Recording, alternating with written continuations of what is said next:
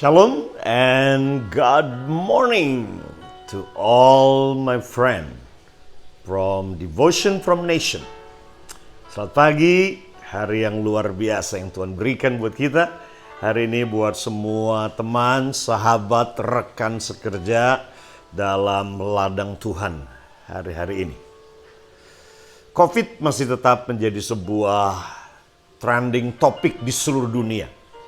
Sekaligus kata COVID juga menjadi kata yang terus menjadi momok, mengkhawatirkan, menakutkan, bahkan merontokkan sendi-sendi, pondasi-pondasi banyak kehidupan, iman, harapan, kasih, ekonomi, semuanya. Nah pagi hari ini saya ingin kita rubah cara kita memandang kata COVID itu. Saya sudah bahas, kalau tidak salah yang pertama, kata COVID C-nya itu adalah untuk covenant blessing. Berkat perjanjian. Ya, berkat perjanjian. Jadi ketika kita mendengar kata COVID, when we hear the word COVID-19, let's change that into a covenant blessing 2020. Berkat perjanjian 2020.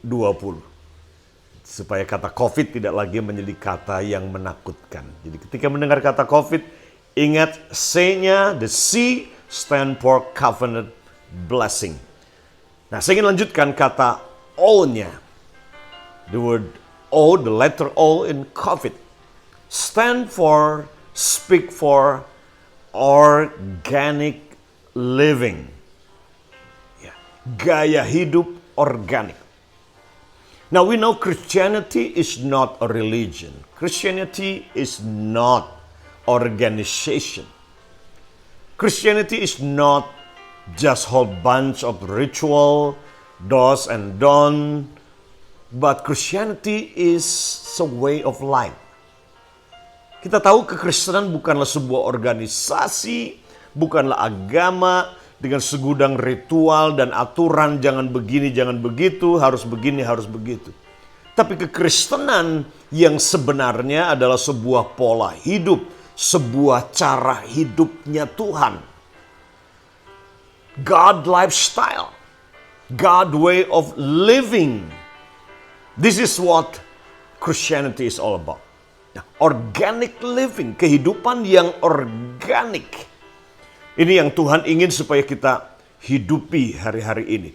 Dan saya percaya bahwa di tengah-tengah COVID ini kita dipaksa untuk kembali kepada pola hidup yang benar. Pola hidup yang sehat atau di organic living. Kehidupan yang organik di mana bersama-sama. Di mana kita tidak bisa lagi hidup sendiri. Ya, bergantung pada diri sendiri. Yakobus pasalnya yang ke-5. Saya ingin kita baca bersama-sama from the book of James chapter 5. James chapter 5. Now starting in verse 13 until verse 16, ya, ayat yang ke-13 sampai dengan ayat yang ke-16. Nah, ini yang saya ingin kita baca karena di sini kita bisa melihat tentang contoh jemaat yang hidup secara organik. Atau paling tidak ada prinsip-prinsip dari kehidupan organik yang kita bisa lihat di sini. Bagaimana jemaat menghidupi pola hidup ini. Nah, ketika kita bicara tentang organik, ya, maka kita sedang berbicara tentang keluar dari pola hidup yang pertama, independent. Because the enemy of organic living, organic Christianity is independent. Feeling that I can do it myself, I can do it alone. Anti-social, anti-community living. Nah, ini musuh. This is the enemy of organic Christianity. Kekristenan yang organik, musuhnya adalah ini. Independent, bisa berdiri sendiri, merasa hebat sendiri, kuat sendiri, ya, tidak suka bersosialisasi, merasa gerejanya yang paling hebat sendiri, organisasinya paling keren sendiri. Ya, ini bukan organic living.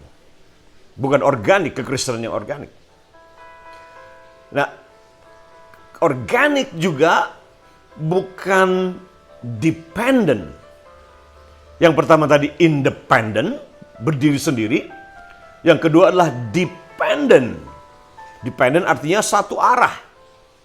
Entah orang bergantung kepada kita, bersandar kepada kita, entah untuk kebutuhan rohani, kebutuhan jasmani, kebutuhan emosional, kebutuhan apa saja. Dependent, kita menjadi tempat sandaran orang hidup kita.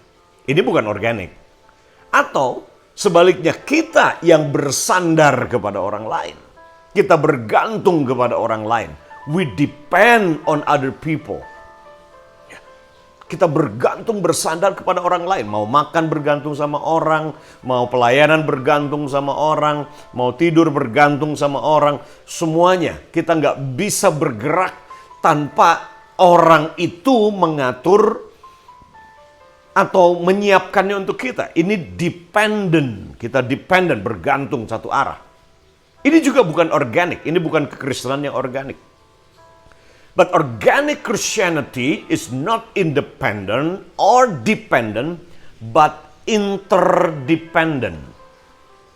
Interdependent. Jadi kehidupan organik itu, ini yang ketiga kata ini. Bukan independent atau dependent, tapi interdependent. Jadi bukan berdiri sendiri tanpa orang lain, atau bergantung satu arah kepada orang lain, tetapi saling bergantung. Saling membutuhkan. Nah, kita lihat dalam seluruh kitab kisah para rasul maupun surat-surat Paulus, kita menemukan kata saling ini cukup banyak sekali. Nah, ini yang menjadi ciri dari organic living, kehidupan yang organik, atau organic Christianity. Kekristenan yang bersifat organik, bukan organisasi, tapi organism. This is what Christianity is. Not independent or dependent, but interdependent. Now, this is what we're going to read in James chapter 5, starting in verse 13. This is how organic Christianity in action. Ya, kita lihat ayat yang ke-13. Dikatakan, ini konteks jemaat, kehidupan jemaat dalam sebuah komunitas atau keluarga ilahi. Kalau ada seorang di antara kamu yang menderita, ada jemaat, teman, sahabat, tetangga yang menderita, baiklah ia berdoa. Jadi ada yang berdoa buat teman, sahabat, keluarganya yang menderita itu. Baiklah ia berdoa. Kalau ada tetangganya atau temannya, sahabatnya yang bergembira, baiklah ia menyanyi. Jadi jangan saudaranya menderita, kemudian disyukurin. Nah, itu bukan organic Christianity. Tapi berdoa. Ya. Atau ketika ada yang bergembira, kita iri, kita marah. Jealous. Nah, that's not organic Christianity. Ya. Bergembira, baiklah ia menyanyi. Senang kalau orang lain bergembira, orang lain diberkati, orang lain sehat, orang lain maju, orang lain dia naik dan tidak turun dalam bisnis maupun pelayanan. Kita senang. Ya, kita senang. Dan kemudian ayat yang ke-14. Kalau ada seorang di antara kamu yang sakit. So if there's any among you that is got sick. Ya. Dikatakan di sini, kalau ada seorang di antara kamu yang sakit, baiklah ia memanggil para penatua jemaat. Para penatua, jadi kepemimpinan jamaat dalam komunitas, dalam gereja mula-mula. Bukan kepemimpinan yang sentralistik kepada satu titik atau kepada satu orang. Nah, we can see from verse 14 that the structure, the leadership structure is a plural leadership, eldership, not center on one superman or superhero in the church.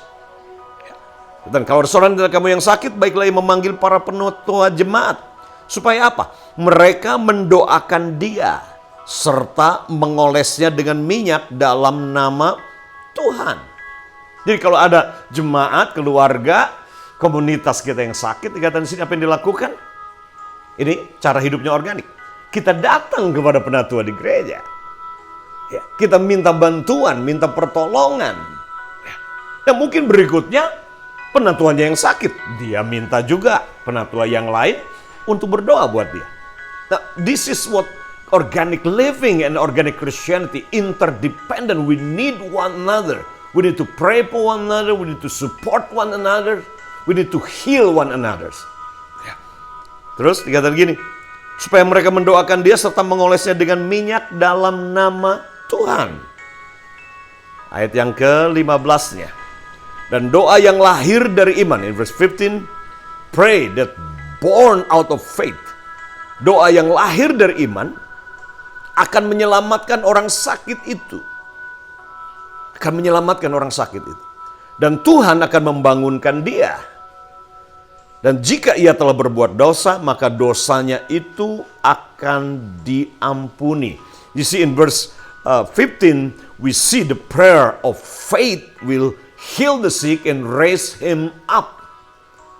And say, if there's a sin, then the sin will be forgiven. So we can see sickness related with sin. Karena memang akar dari sakit penyakit dimulai dari dosa. Ketidaktaatan kita. Hidup yang meleset dari sasarannya Tuhan. Tapi kemudian lihat ayat yang ke-16. Karena itu. Karena apa? Karena kita tidak bisa hidup sendiri. Kita tidak bisa independen. Kita juga tidak bisa dependent kepada satu orang, kepada satu pendeta. Apa-apa pendeta, apa-apa pastor. We cannot depend on the pastor, apostle, prophet, whoever leaders that we call, they are very spiritual person. We cannot depend on just a pastor. We need to be interdependent. We need one another. Nah, yang ke-16 ya, karena itu hendaklah kamu saling, perhatikan kata saling lagi. Karena itu hendaklah kamu saling mengaku dosamu. Dan kemudian lagi, dan saling mendoakan supaya kamu sembuh. Doa orang yang benar bila dengan yakin didoakan sangat besar kuasanya. Wow. This is how true Christianity, true organic Christianity, organic church, function and in action in real life. Yeah, they support each other, pray for one another, even confess the sin to one another. Bahkan saling mengaku dosa kepada satu sama lain. Dan saling menyembuhkan. Bukan cuma jemaat yang minta didoakan supaya sembuh, tetapi juga jemaat bisa mendoakan pemimpinnya supaya pemimpinnya sembuh. Bukan cuma jemaat, nah ini kebiasaan yang dipakai oleh tentunya gereja Katolik. Ya, jemaat datang ke bilik, kemudian mengaku dosanya, kesalahannya kepada pastor. Karena memang psychologically ketika seorang berani mengakui dosanya, mengakui kesalahannya, maka itu sudah membawa kelegaan yang luar biasa secara emosional dan psychologically dari rasa bersalah itu. Tapi bukan cuma satu arah jemaat kepada pastor. Terus pastor, apakah pastor suci, sempurna? Enggak, ada salah juga. Kan begitu. Ya, itu sebabnya dikatakan di sini saling mengaku dosa. Bukan satu arah, saling. Saling percaya, saling mengaku kekurangan, saling mengaku kelemahan, dan saling menyembuhkan. So, COVID, the C is for covenant blessing. But the O is organic Christianity, organic living, because church is not organization, but organism. Organic living. That we depend on one another. We cannot live alone. We cannot stand alone. We cannot be like a Rambo just by himself. He need nobody. Just by himself win the war, win the fight. That is not the God kind of life. O-nya untuk organik.